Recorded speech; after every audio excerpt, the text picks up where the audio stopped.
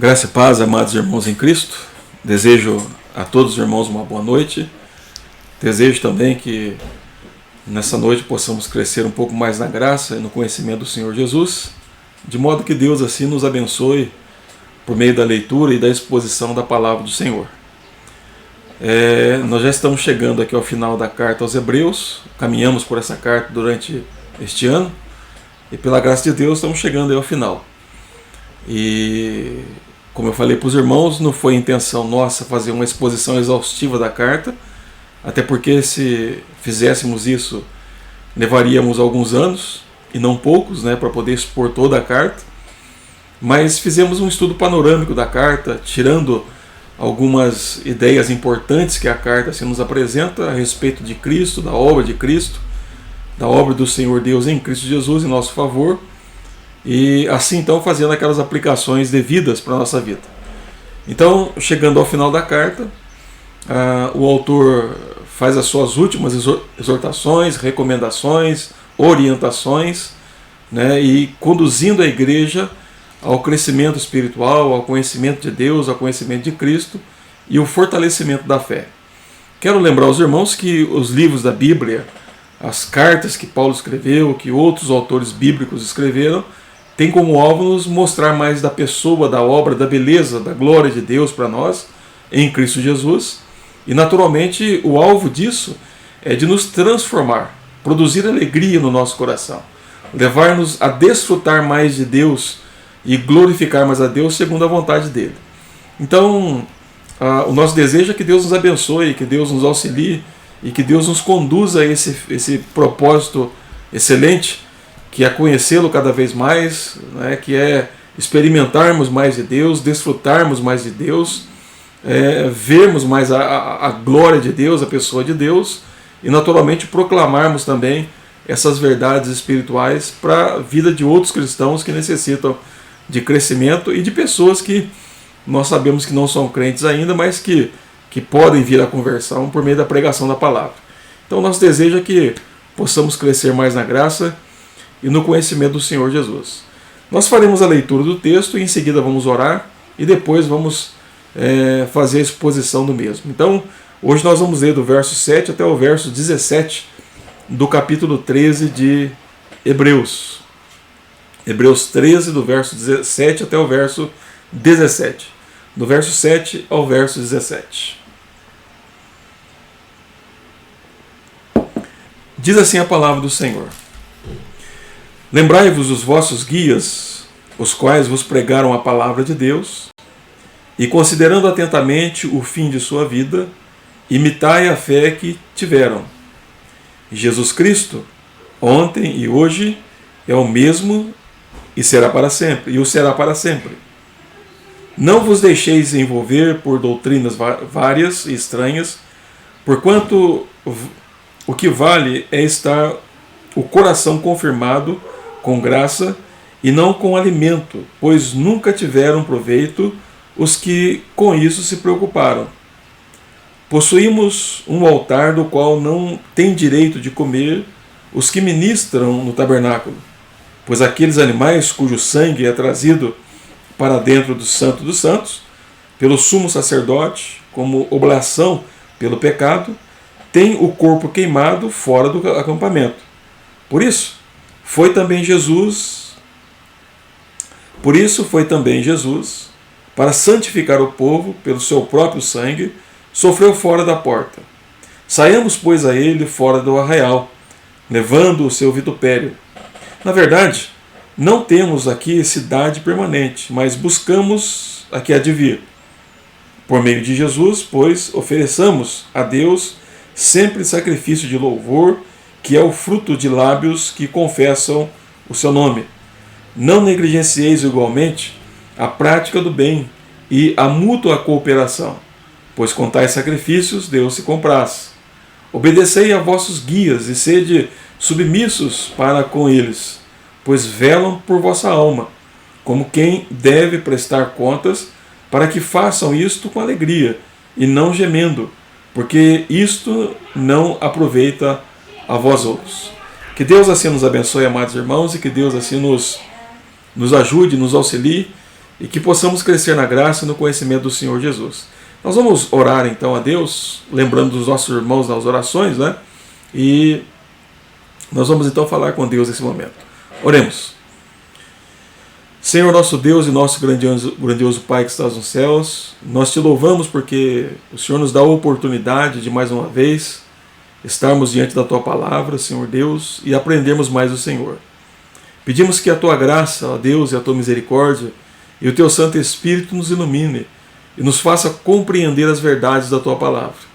Ao mesmo tempo, Senhor, suplicamos ao Senhor que aplique em nossos corações, fortalecendo, ó Deus, a nossa fé, animando o nosso coração, encorajando-nos, ó Deus, a sermos imitadores de Cristo, e pedimos que abra o nosso entendimento, abra o nosso coração para vermos mais da Tua beleza, da Tua glória e da Tua majestade. Senhor nosso Deus, abençoe a todos os irmãos que nos ouvem, que nos acompanham, e que sejam eles assistidos pelo Senhor para a Tua glória. Lembramos também, ó Deus, dos nossos irmãos que passaram por alguma dificuldade. Lembramos, ó Deus, a nossa irmã, a dona Jaciara, que está com Covid, também do seu Plínio, do Gustavo. Pedimos que as Tuas mãos poderosas, ó Deus, estejam sobre eles, restaurando, curando e restabelecendo a saúde deles. Também lembramos do seu Paulo, da dona Antônia, que estão em Brasília, ó Deus, e que passa por exames e talvez pela cirurgia. Que a Tua graça e misericórdia também esteja sobre eles, abençoando, restaurando-os segundo a Tua santa e bendita vontade. Lembramos da nossa irmã, a dona Mara, também lembramos da nossa irmã, a dona Elisiária, a dona Mara que passará por uma cirurgia, que também as Tuas mãos poderosas estejam sobre ela, dando todo o cuidado que ela precisa para este momento, ó Deus, e que a cirurgia seja tudo bem. Agradecemos também pela nossa irmã Elisiária, pela recuperação dela, pela cirurgia que ela passou, que a Tua graça e misericórdia também esteja restaurando, ó Deus, e fortalecendo a vida da Tua serva. Lembramos também, ó Deus, do nosso irmão Vicente, da dona Nair, o seu Vicente que passará por uma cirurgia também, ó Deus, ainda que simples, mas necessária, que também as Tuas mãos poderosas estejam sobre ele e sobre os médicos que hão de fazer a cirurgia nele, e que seja ele fortalecido, abençoado, ó Deus, pelo Senhor, e que a cirurgia vá tudo bem. Lembramos também da dona Nair, ó Deus, dos seus exames que ela tem feito, que a Tua graça e misericórdia também esteja restaurando, ó Deus, e fortalecendo a saúde da Tua serva. Pai Santo, queremos também pedir que o Senhor continue abençoando a Tua igreja, fortalecendo o Teu povo, animando, ó Deus, e encorajando o coração do Teu povo. Lembramos do Saulo, lembramos da vida do Teu servo, ó Deus, que a Tua graça e a Tua misericórdia continue sobre ele, e segundo a Tua vontade, curando, ó Deus, a vida do Teu servo. Também lembramos da nossa irmã Elza, da Ruth, e pedimos que o Senhor conforte e console o coração delas, ó Deus, pelo passamento do Marcelo. Que o Teu Espírito Santo, que é o Pai de toda consolação, possa consolar e confortar o coração das Tuas servas, em Cristo Jesus. Também lembramos, ó Deus, a vida do seu Simão, do Alexandre, da Tânia e do Guilherme, ó Deus, que a Tua graça e misericórdia esteja sobre a vida dos Teus servos, ó Deus, e consolando e confortando, ó Deus, também o coração desses Teus servos, pelo passamento do filho e do neto. Senhor nosso Deus, que a Tua graça conforte e console esses corações. Senhor, pedimos que nos guarde do mal. Pedimos ainda a Deus por aqueles irmãos que porventura não lembramos, mas que o Teu Santo Espírito, que a Tua presença santa esteja com eles, confortando, consolando e encorajando esses corações. E que todos esses problemas sejam usados pelo Senhor para conhecermos mais o Senhor, da Tua grandeza, do Teu poder, do Teu amor, da Tua presença sobre a nossa vida. Ó Deus, nos guarde, nos abençoa por meio da Tua palavra. É a nossa oração no nome de Jesus, o nosso Senhor e o nosso amado Salvador. Amém. Amém.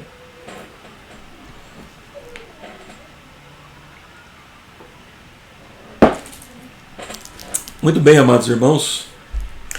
O autor de Hebreus continua então os seus conselhos espirituais e conselhos importantes, de modo que a preocupação dele é de que os crentes dos quais ele está escrevendo, ele está encaminhando a carta, fossem fortalecidos, encorajados, animados em Cristo Jesus.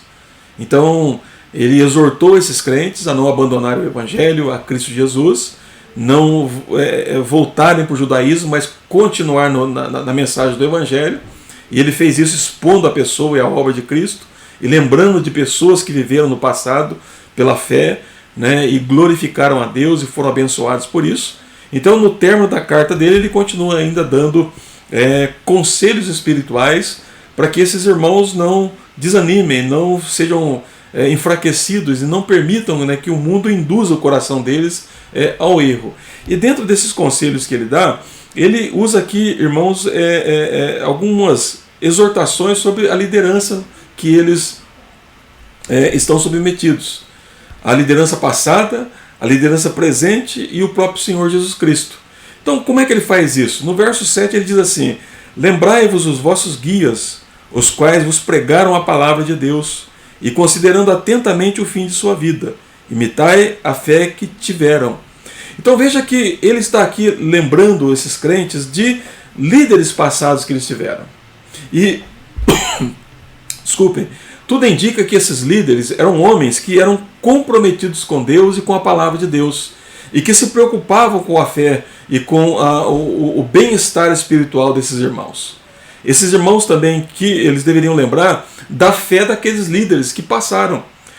Então ele está olhando para o passado, de homens que pregaram, que ensinaram e que viveram, né, o cristianismo para esses crentes. Então o que o autor diz? Ele fala: lembrai-vos dos vossos guias, lembre deles. Lembre como eles pregaram a palavra, como eles eram comprometidos com a palavra de Deus, como eles ensinaram a palavra de Deus para vocês. Lembre da fé que eles tiveram e imitem a fé que eles tiveram. Então, irmãos, a primeira exortação aqui para uma vida espiritual robusta e para nós não desanimarmos é lembrarmos daqueles líderes que de fato foram líderes exemplar. Não perfeitos, porque perfeitos nós só vamos atingir isso na glória. Mas tudo indica que esses homens que o autor está fazendo menção eram pessoas que tinham comprometimento com Deus, com a palavra de Deus e com a vida espiritual daquele povo. E por isso, então, eles eram comprometidos com a palavra de Deus. Eles tinham a preocupação de ensinar a palavra do Senhor, de expor a palavra de Deus para eles, de maneira fiel, de maneira firme, de maneira amorosa e com o alvo da edificação e do fortalecimento da fé desses irmãos. Então, a exortação que ele faz aqui é: lembrai-vos dos vossos guias. Ou seja, irmãos, nós temos que preservar no nosso coração e na nossa mente aqueles pastores, aqueles presbíteros, aqueles diáconos, aqueles líderes, professores de escola dominical que foram homens e mulheres fiéis a Deus, que tiveram a preocupação de nos ensinar, de nos encorajar, de mostrar para nós o verdadeiro cristianismo e expor diante de nós as verdades do Evangelho. Então essas pessoas que foram piedosas, que foram crentes, sempre tem que estar na nossa lembrança, no nosso coração. Então o autor diz isso: lembrai-vos dos vossos guias, né, os que pregaram a palavra de Deus. Ou seja, então, aqueles homens que Deus usou no passado para nos encorajar, para nos ensinar, para expor a palavra de Deus, nós temos que lembrar, trazê-los à mente, a mensagem deles e o tipo de vida que eles tiveram, o comprometimento da fé que eles tiveram. Ou seja, segundo o que o autor nos ensina aqui, esses homens foram fiéis até a morte, eles foram fiéis até o final. Então o autor diz: olha, lembre deles, da mensagem deles e da vida que eles tiveram. Amados irmãos, é importante nós estudarmos a história da igreja. Eu acredito que muitos dos fracassos da igreja e das tendências da igreja nos dias atuais é porque a igreja esqueceu da história dela. Esqueceu daqueles homens e mulheres que Deus levantou no passado, que foram firmes, foram fiéis, foram pessoas que eram comprometidas com a palavra de Deus, com a mensagem do verdadeiro evangelho. Então, acredito que a igreja, ela abandonou a sua história. E por causa disso, hoje, nós temos muitas confusões na igreja. Muitos problemas que não deveriam acontecer na igreja. Então, a lembrança de líderes passados é importante, de homens que foram comprometidos com a palavra de Deus. Eu costumo sempre ler, né, e sempre reler a vida de alguns homens que eu tenho simpatia por eles. Não que eu não tenha por outros, mas, por exemplo, eu cito muito nas minhas pregações e estudos homens como Mark Lloyd Jones, Spurgeon, Jonathan Edwards, né, George Miller e muitos outros. né, Richard Baxter e muitos outros, John Owen. Então, pessoas que nós olhamos para a história, olhamos para o comprometimento que eles tiveram com a palavra de Deus e olhamos não só isso, mas como o tipo de vida que eles tiveram. E é importante nós desejarmos viver como aqueles homens viveram. Não ser no sentido assim, semelhantes a ele em tudo, não, mas olhar para a fé que eles tiveram, para a coragem que eles tiveram, para o comprometimento da palavra que eles tiveram, né, pela maneira que eles expuseram a palavra de Deus diante do povo. E para nós que somos pastores é importante isso. Nós temos pessoas, né, do passado, homens do passado, que nós podemos olhar e imitá-los. Além daqueles que nós temos na Bíblia, como Moisés, como Abraão, como Isaac e Jacó, né, como Josué, como Elias e Davi e muitos outros crentes que nós temos como exemplo. Então é importante que nós tenhamos também essa preocupação de olhar para o passado, olhar para aquelas pessoas que foram comprometidas com a palavra de Deus, que tiveram a preocupação de expor a palavra do Senhor, de ensinar os conselhos de Deus, de instruir o seu povo. Então o autor diz: lembrai-vos dos vossos guias, ou seja, do passado. Lembre deles e procurem imitá-los. Procurem colocar em prática aquilo que eles colocaram em prática. Procure ter o comprometimento que eles tiveram com Deus, com a palavra do Senhor. Então, em momentos de crise, é importante que a gente olhe para o passado, que a gente lembre daqueles líderes que se comprometeram com a exposição, com a pregação, com o ensino e com o bem-estar espiritual do povo de Deus. Então, irmãos, é importante dizer para os irmãos: não abandonem a história da igreja. É importante que vocês comprem livros que falem sobre a história da igreja e que vocês olhem nos períodos que Deus assim então usou homens e mulheres que Deus usou para transformar a história. Então é importante que a gente olhe para o passado, que a gente estude a vida desses homens e mulheres e que nós possamos aprender com eles a vida cristã, a piedade cristã, o comprometimento com Deus e ver o final glorioso que eles tiveram. Ainda que tivessem morrido e pregado numa cruz ou fossem queimados, mas eles foram queimados e foram pregados numa cruz com honra, porque eles fizeram aquilo em nome do Senhor, por causa do amor que eles tiveram por Deus e pelo Senhor Jesus Cristo. Então, o conselho que o autor dá aí: lembrai-vos dos vossos líderes, daqueles professores de escola dominical que foram comprometidos em ensinar-nos a palavra de Deus. Eu me lembro que eu tive um professor de escola dominical chamado Sete Vieira, presbítero da igreja de Jacarezinho, e eu aprendi sobre a doutrina do pecado original com ele e muitas outras coisas. Foi ele que me ensinou lá na escola dominical, foi ele que me instruiu, foi ele que me preparou. Então eu me lembro com muito orgulho dele, né, da maneira simples, mas profunda que ele ensinava a palavra de Deus. E não só ele, como muitos outros que me ensinaram. Então, lembrar dessas pessoas, da piedade delas, do compromisso que elas tiveram com Deus, nos fortalece no presente. Nos ajuda também no presente. Porque nós encontramos força, ânimo, para poder, olha, eles viveram assim, eles morreram assim, e eles foram honrados por Deus dessa maneira. Então, assim também nós devemos lembrar dos nossos guias, daqueles que Deus levantou, daqueles que nos instruíram e daqueles que vieram de outros tempos e que deixaram um legado glorioso para nós aprendermos também hoje. Então o primeiro segredo aí que o autor dá é: lembrai-vos dos vossos guias. Mas ele também fala no verso 17 de guias presentes, quando ele diz assim: obedecei a vossos guias e sede submissos para com eles, pois velam por vossa alma, como quem deve prestar contas, para que façam isto com alegria e não gemendo, porque isto não aproveita a vós outros. Olha, amados irmãos, eu acredito que ser pastor é uma honra muito grande. E não importa o tamanho de igreja que você vai pastorear. Eu creio que o verdadeiro pastor, o pastor que foi chamado por Deus, que entende a sua vocação, ele não está preocupado com o tamanho da igreja, com o tamanho do salário ou com os confortos que ele vai receber, embora tudo isso seja importante. Mas o pastor verdadeiro, ele está comprometido em cuidar do rebanho que Deus dá para ele. Que Deus dá para ele cuidar. E ele foi colocado por Deus como um guia, alguém que vai conduzir, alguém que vai orientar, alguém que vai, vamos dizer assim, doutrinar segundo Deus aquelas ovelhas. Se são muitas ou poucas, Ele não está importando com isso, ele está se preocupando em como ele vai conduzir aquele rebanho. Então o autor diz: obedecei a vossos guias. Quero dizer para os irmãos o seguinte, que todo pastor verdadeiro é um pastor que, primeiramente, ele está comprometido com Deus e com a palavra de Deus. A preocupação do pastor não é ser um terapeuta, do pastor bíblico.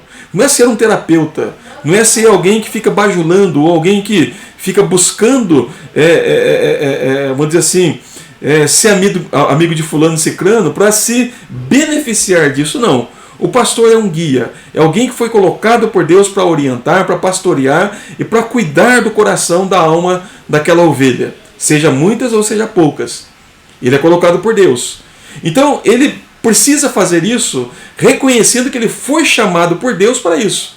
Eu costumo dizer para os irmãos e pelas igrejas que eu passo que eu não sou um pastor que ganho para pregar, que ganho para aconselhar, que ganho para fazer a celebração da ceia, ou para batizar pessoas, ou para fazer as atividades que eu faço na igreja. Não, eu não ganho para isso. Eu fui chamado para isso, eu fui vocacionado para isso.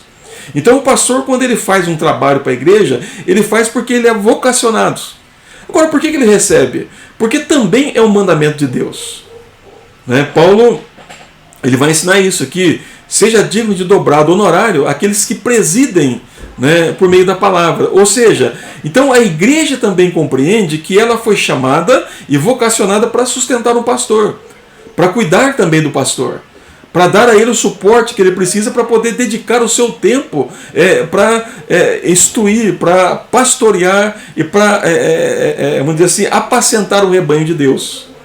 Então o pastor também precisa comer, beber e vestir, precisa cuidar da família. Então a igreja, entendendo o chamado, entendendo isso como um mandamento de Deus, ela mantém os pastores e procura então cuidar deles também, dando um suporte que ele possa cuidar da sua família sem ter aquela dificuldade de muitas vezes ter que ficar dividido entre o rebanho e mais alguma coisa, porque muitas vezes o rebanho não quer pagar ou não pode pagar. Então cada situação é uma situação. Mas o pastor verdadeiro, ele é movido por amor a Cristo. Ele é movido pela glória de Deus. E ele então busca expor a vontade de Deus para o rebanho, porque ele quer que o rebanho seja doutrinado, seja aperfeiçoado de acordo com a vontade de Deus, e não com a vontade mundana, como de terapias, da psicologia, ou da filosofia, ou da psicanálise, ou de uma outra visão qualquer. Não, o compromisso dele é com as Escrituras, é com a palavra de Deus, é com o conselho de Deus. E ele está preocupado em apresentar todo o conselho de Deus para a igreja. E como é que ele faz isso? Expondo as Escrituras. Então o autor de Hebreus diz o seguinte: obedecei a vossos guias e sede submissos para com eles. Ou seja, se o pastor, se o presbítero, se o diácono, se o professor da escola dominical são comprometidos com a palavra de Deus, e eles têm como preocupação expor o conselho de Deus, ser exemplo da vida deles, ou melhor, de vida, de piedade, de imitação de Cristo, então ele diz: obedecei aos seus guias. Obedecei aos seus guias. Eles não estão ali porque eles buscam algum tipo de promoção, ou algum tipo de privilégio, ou algum tipo de vantagem. Não é isso. Eu não estou no ministério por causa disso. Se eu quisesse vantagens, eu continuaria onde eu estava, trabalhando onde eu estava. Então teria muito mais recursos, muito mais vantagens, teria muito mais promoções. Então eu quero dizer para os irmãos que a vida pastoral, ela é feita por amor a Cristo e por amor ao rebanho. O pastor, ele é comprometido com a palavra por causa da glória de Deus, do amor a Deus, do amor a Cristo e do amor ao rebanho, porque é por meio da palavra que Deus transforma o coração das ovelhas. É que Deus faz com que a alegria de Cristo passe a habitar no nosso coração. Então, compete aos líderes, pastor, presbíteros, diáconos, professores de escola dominical, ou aqueles que exercem uma liderança, se comprometer com Deus, com a piedade bíblica, com a palavra de Deus, e ser um modelo para a igreja de como é ser um imitador de Cristo. Não é ser perfeito porque nós erramos. Precisamos também ser corrigidos, exortados, não é ser repreendidos quando erramos, mas é importante dizer que o trabalho pastoral, ele precisa ser feito por amor. E a igreja precisa reconhecer isso. Deixa eu dizer uma coisa para os irmãos. Nunca chame um pastor profissional. Não chame um pastor porque, se não tiver pastor... Não, veja bem, você deve escolher pastores, você deve escolher presbíteros e diáconos de acordo com a piedade deles, com o compromisso que eles têm com as Escrituras, com Deus, e com o amor que ele tem para com o Evangelho. Porque é esse pastor que vai cuidar do rebanho, é ele que vai direcionar o rebanho.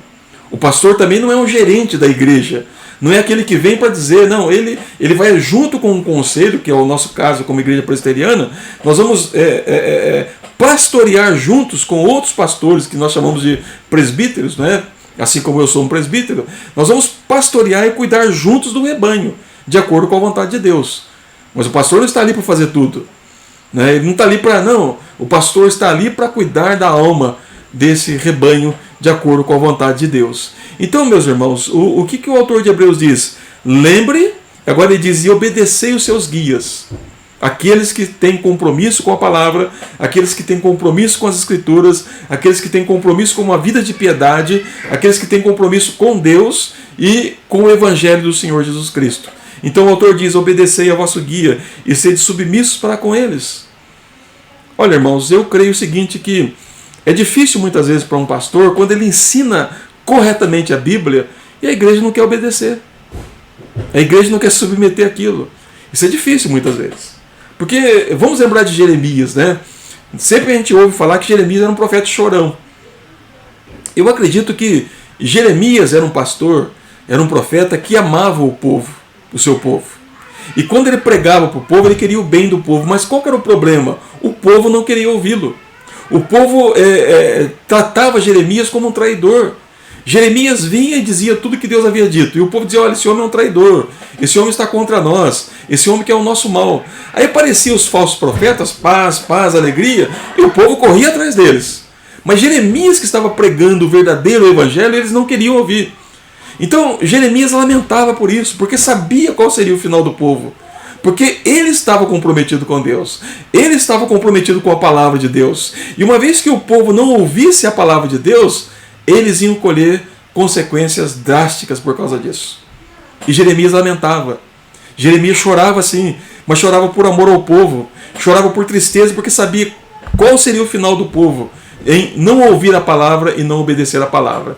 Então nós estamos vivendo em dias, muitas vezes, irmãos, que, não estou dizendo que é o caso de vocês, mas que igreja, muitas vezes, chama pastores, não é para cuidar do rebanho.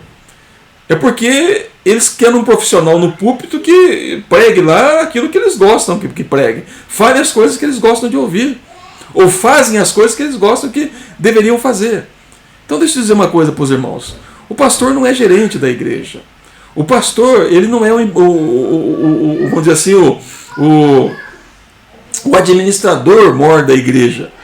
Não, o pastor, ele faz parte de um conselho. E junto administram a igreja para a glória de Deus, para o bem do rebanho, para o fortalecimento do rebanho, né, para o crescimento espiritual do rebanho e para a glorificação do nome de Deus. Mas de acordo com as Escrituras. De acordo com as Escrituras. Então, meus amados irmãos, é importante que vocês compreendam uma coisa. A escolha de um pastor tem que ser pela vida de piedade que ele tem. Tem que ser escolhido pelo chamado que ele teve da parte de Deus, pelo amor que ele tem com a palavra, que ele tem com Cristo Jesus, com o Evangelho e com Deus, e pela a seriedade que ele tem em expor a palavra de Deus, de tal maneira que o rebanho seja exortado, corrigido, edificado, repreendido sim, mas com amor de acordo com a palavra de Deus. E esses pastores que são comprometidos com a palavra, que são comprometidos com a vida de piedade, de uma imitação de Cristo, devem ser obedecidos, devem ser ouvidos e devem ter o crédito da igreja. Então, meus amados irmãos, é importante que o autor diz, obedecei a vossos guias e sede submissos para com eles. Então, se o seu pastor é comprometido com a Bíblia, se o seu pastor é comprometido com o Evangelho, se o seu pastor é um pastor que ama a Deus, ama a Cristo Jesus e ama a alma de vocês, obedeça a eles. Porque com certeza ele não vai dar conselhos mal para vocês. Ele não vai guiar vocês por meio de terapias, ou por meio de filosofias, ou por meio da psicologia, ou da psicanálise. Não, ele vai dirigir vocês por meio da palavra. conforme o texto nos diz aqui no verso de número 7, vos pregaram a palavra de Deus. Então, é importante que a igreja tenha essa visão do pastorado. Que o pastor é um homem vocacionado por Deus, é um homem preparado por Deus, e é um homem que tem que ter um compromisso com a palavra de Deus, com o evangelho de Cristo Jesus. É um homem que precisa amar a Deus e amar a Cristo, porque se ele fizer isso, ele vai amar também as suas almas, e vai cuidar da alma de vocês de acordo com a palavra de Deus, e não de acordo com o pensamento humano, ou não de acordo com o que eu acho, do que eu penso, não, conforme diz o Senhor. Conforme diz o Senhor. Então o autor diz: obedecei no presente os vossos guias. Aí ele diz: pois velam por vossa alma, como quem deve prestar contas, para que façam isto com alegria, e não gemendo, porque isto não aproveita a vós outros. Ou seja, o pastor, o presbítero, o diácono, o professor da escola dominical, que foi vocacionado para orientar vocês, é como aquele que vai dar conta da alma de vocês para Deus. Alma de vocês para Deus. Então, por isso que o pastor precisa velar pela alma da igreja, dos crentes da igreja. É claro que não é ele que salva as almas, não é ele que converte pessoas, ele não tem poder para isso. É Deus quem faz isso, por meio do seu Espírito e da sua palavra. Mas uma vez que essas pessoas foram convertidas, transformadas por Deus, compete a ele alimentar o coração delas, alimentar a alma delas com a pura doutrina bíblica, com a pura palavra de Deus, com todo o conselho de Deus, com toda a vontade de Deus. Então, o pastor tem que ser um expositor da palavra, alguém comprometido com a palavra, alguém que ame as almas, alguém que vele pelas almas em oração e prega a palavra fielmente, porque teremos que dar contas para Deus diante disso. Então, compreenda uma coisa, meu irmão e minha irmã: se o pastor te ama, ele vai te exortar, ele vai te corrigir, ele vai te repreender, sim, ele vai te encorajar. Ele não vai concordar com os seus erros, ele vai procurar corrigir os seus pensamentos que estão errados, as suas atitudes que estão erradas, porque ele foi chamado para isso, ele foi vocacionado para isso. É claro que o pastor que ama Cristo, ama a Deus, ama a palavra, também ama as almas. Ele quer que as almas sejam bem alimentadas, e por isso então ele vai se dedicar ao estudo, à consagração, como Pedro fez, quando ele diz: nós nos consagraremos à oração e à pregação da palavra. Talvez tem pessoas que acham que só pregar é pouca coisa, não é? Tem igrejas que gostam de pastor que está envolvido em tudo, em todo tipo de atividade. Deixa eu dizer uma coisa para os irmãos: não façam isso, porque se o pastor não tiver tempo de oração, de consagração, de se consagrar, de se dedicar à palavra, de entender essas coisas, ele não vai poder aconselhá-los de acordo com a vontade de Deus, ele não vai poder alimentar de acordo com a vontade de Deus. Então, eu sei que tem outras atividades que o pastor tem que fazer, mas a prioridade dele é isso: se consagrar em oração pelos crentes e se consagrar na palavra, para que ele possa alimentar bem o rebanho e encorajar o rebanho a viver de acordo com a vontade de Deus. E o que ele pode ajudar muito a igreja é procurar ter uma vida semelhante à vida de Cristo.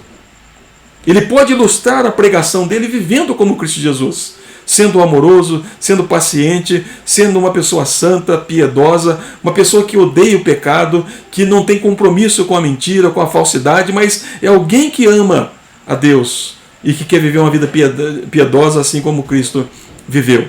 Como Paulo nos ensina: sede meus imitadores, assim como eu sou de Cristo. Então assim deve viver o pastor. Então, irmãos, ele diz: obedecei a vossos guias, porque eles prestarão conta de vossas almas a Deus. Então, meu irmão, ame o seu pastor, ore pelo seu pastor. Não fique exigindo do seu pastor aquilo que ele não foi chamado para fazer. Como eu falei, ele não é um administrador, ele não é um pedreiro, ele não é um alfaiate, ele não é um carpinteiro, embora ele possa fazer tudo isso. Eu gosto de carpir quintal, por exemplo.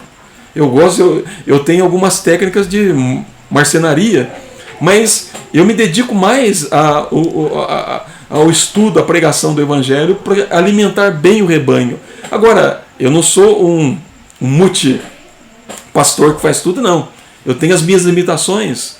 E é por isso que a igreja tem mais presbíteros, para que possa auxiliar também esse pastor em outras atividades, e não o pastor fazer tudo. Mas é importante que a igreja tenha essa compreensão, que o pastor é aquele que vai dar conta da alma de vocês para Deus. E é importante que vocês compreendam isso. e aceitem eles com amor, aceitem eles com submissão e obedeçam quando ensinam de maneira correta a palavra de Deus, para que não fiquem lamentando ou gemendo. Tem pastores que gemem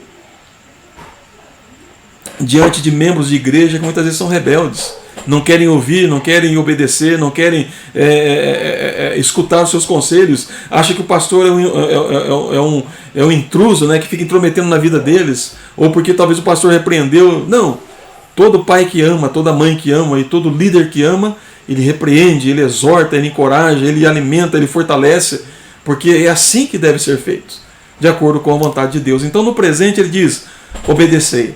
No passado ele diz, lembrai-vos. No presente ele diz, obedecei.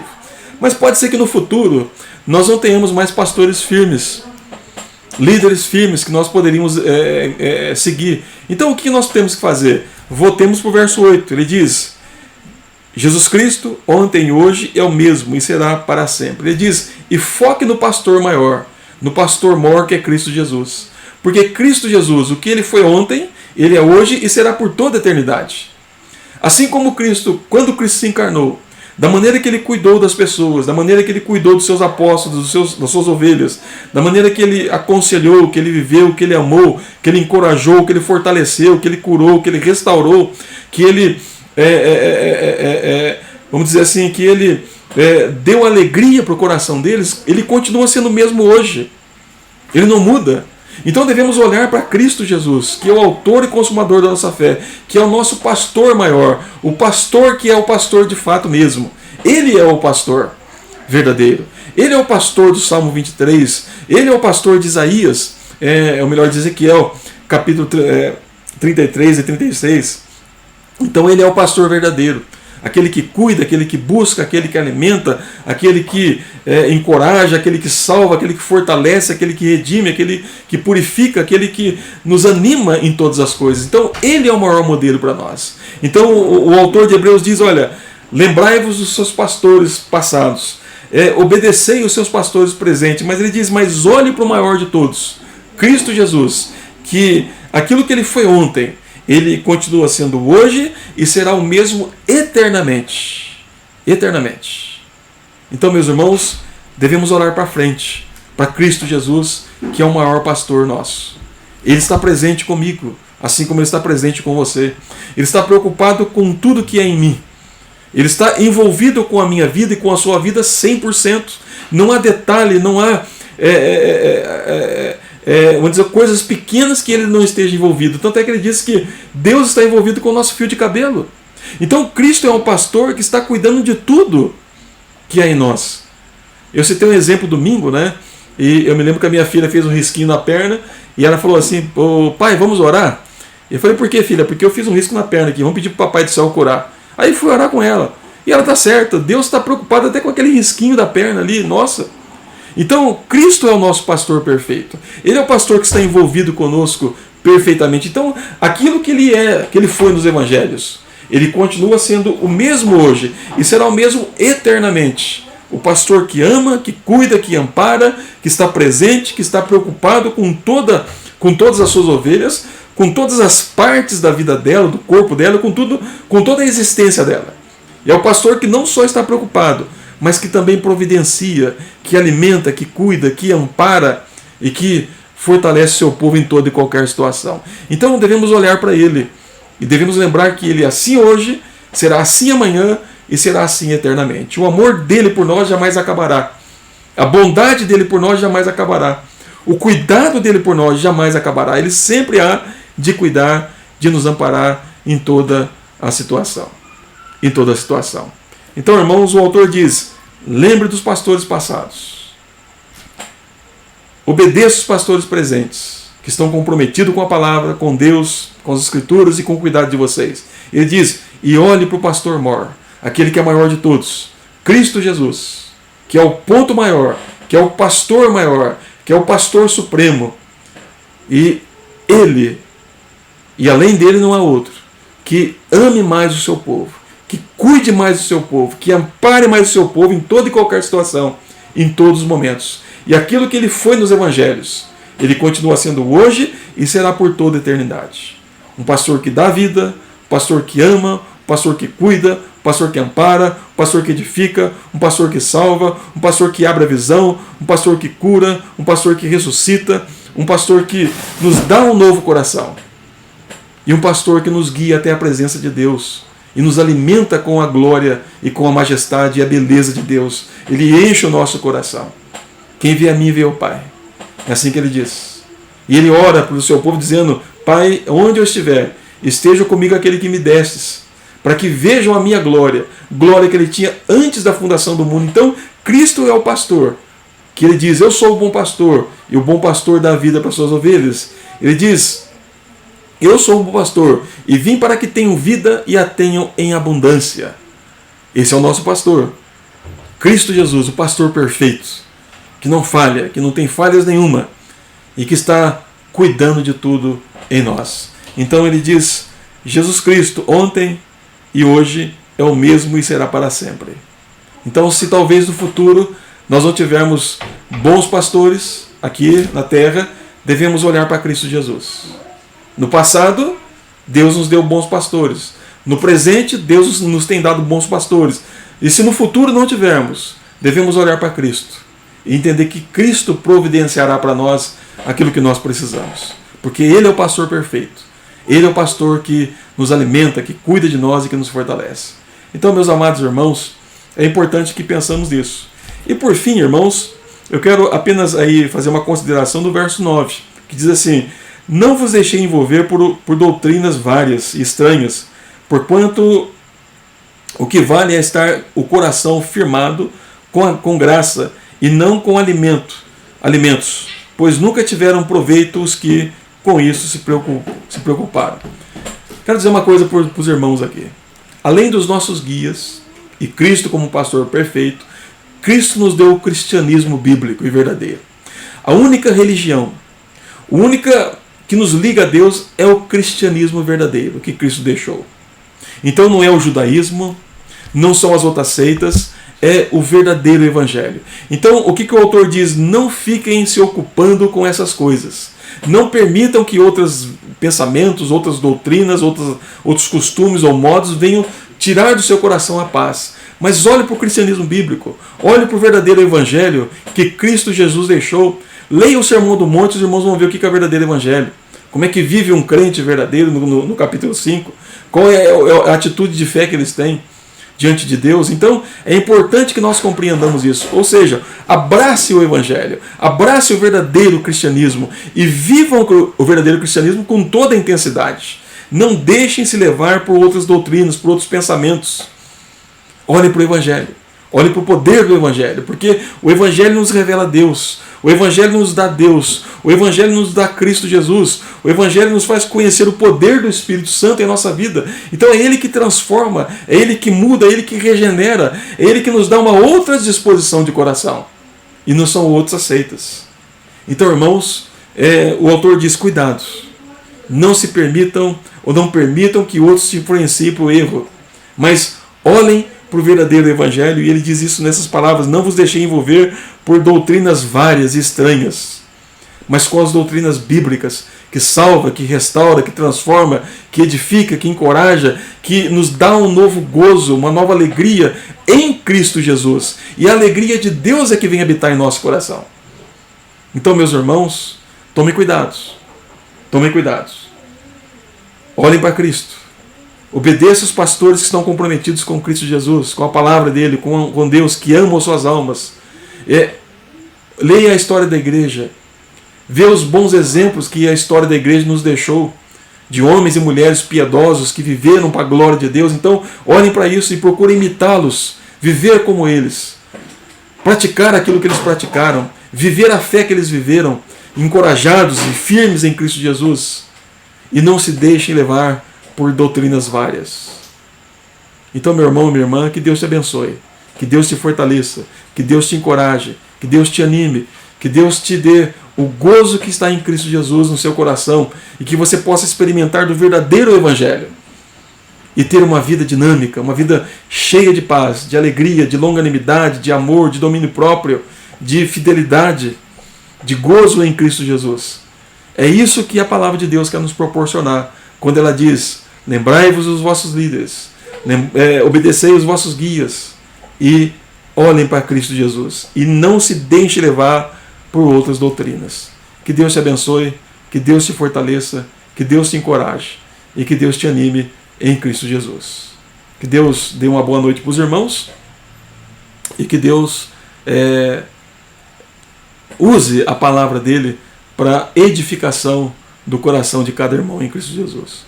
Uma boa noite a todos, irmãos, e que Deus assim transforme o seu coração e encha-o de alegria, mas uma alegria que vem da parte de Deus. Deus abençoe a todos. Amém e amém.